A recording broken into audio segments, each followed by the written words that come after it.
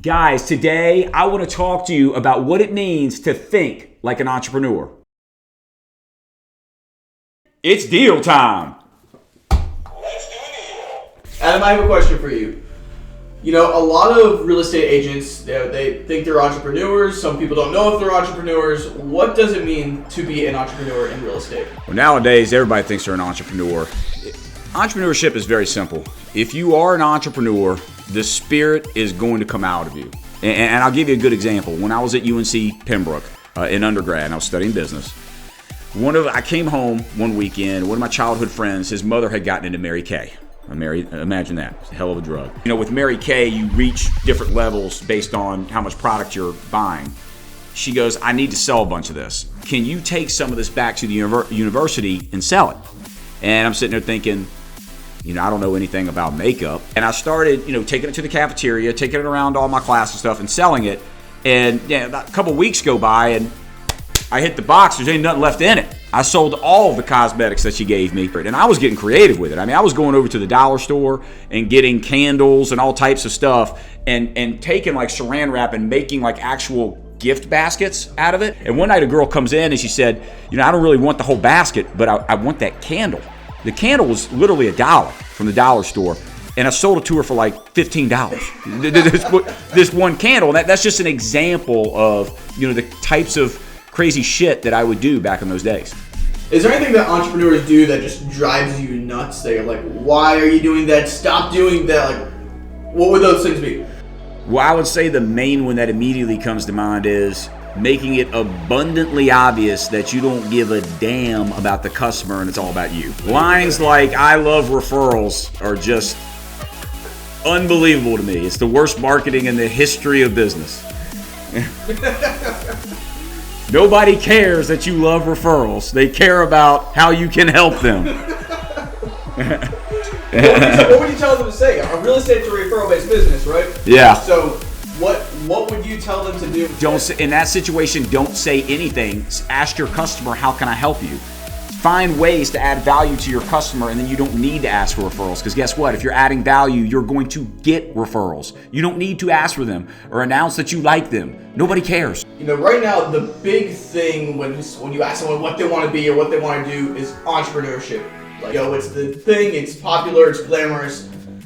Talk to me about that, because I know that you've got some opinions on the subject. Well, it's all of those things on steroids. The bottom line is they have really, the media that is, has over-sensationalized and made entrepreneurship vogue over the last 21 years. This century, they really made it the cool thing to do. And unfortunately, a lot of it is misconstrued. So entrepreneurship is not the things that you see on social media, through the media, with the cars, the Lamborghinis, the lavish lifestyle, all of that. It's about adding value. So unfortunately, they've made it something that it's not. It's about helping customers, putting deals together, adding value in one shape or form. It's not about, the things that come with it.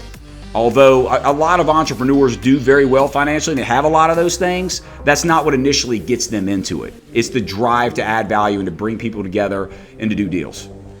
Is it always a good thing to be an entrepreneur, or is there a time and place where maybe working for someone else is the better way to go?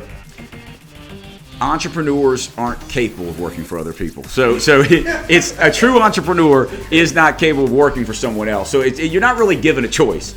If you have that spirit inside of you and that hunger and that drive, you're going to go after it. And there's nothing that's going to stop you or hold you back. You're just going to do it. And every entrepreneur that I know that's that way, they're going to do it. When there's no projects to be had, when there's no opportunities, they will find shit. What is the difference between being a broker in real estate and being an entrepreneur?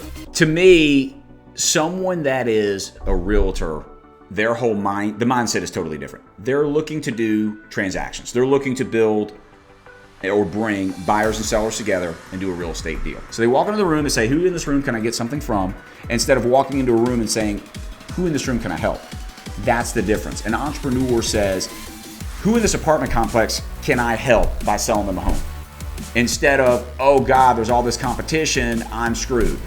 What is your take on competition in real estate? As an entrepreneur, competition means nothing more than motivation. If I see other people coming in, I'm excited.